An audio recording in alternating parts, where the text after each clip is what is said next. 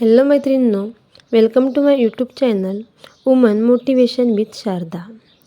आज आपण बघणाऱ्या एक्सपेक्टेशन अपेक्षा हा टॉपिक. बघा मैत्रिणींनो, आपण बऱ्याच लोकांकडून म्हणजे घरच्यांकडून, नातेवाईकाकडून अपेक्षा ठेवतो.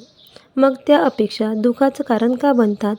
याचं कारण म्हणजे असं आहे की आपण बाजारातून माठ विकत आणतो आणि एखादा फुलांचा गुलदस्ता विकत आणतो. माठ बाजारातून घरी आणल्यावर फुटला की आपल्याला वाईट वाटतं, कारण आपण अपेक्षा ठेवलेली असते की या माठातून आपल्याला किमान वर्षभर तरी थंड पाणी प्यायला मिळेल याची. आणि त्या क्षणी फुलांचा गुलदस्ता संध्याकाळपर्यंत कोमेजला तरी आपल्याला फारसं वाईट वाटत नाही, कारण आपल्याला माहिती असते की तो संध्याकाळपर्यंत कोमेजणारच. आणि आपण त्या फुलांच्या गुलदस्त्याकडून अपेक्षा पण ठेवत नाही की आणखी राहायला पाहिजे म्हणून. आणि त्याकडून अपेक्षा न ठेवल्यामुळे आपलं मन फारसं दुखत नाही. याचा अर्थ एकदम सीधा आहे की ज्याच्याकडून जास्त अपेक्षा त्यांच्याकडून दुःख जास्त, आणि ज्यांच्याकडून अपेक्षा कमी त्यांच्याकडून दुःख पण कमी. अपेक्षा हा एक असा शब्द आहे की तो खुशी पण खूप जास्त देतो आणि दुःख पण खूप जास्त देतो. म्हणून तुम्ही अपेक्षा जितक्या कमी ठेवाल तितकं तुमचं आयुष्य शांत होईल.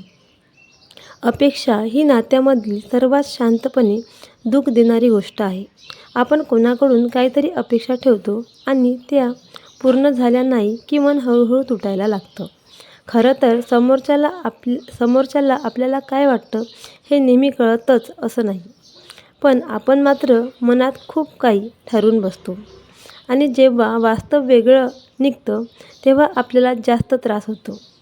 म्हणून आपण पण काही लोकांपासून अपेक्षा हळूहळू कमी केल्या पाहिजे.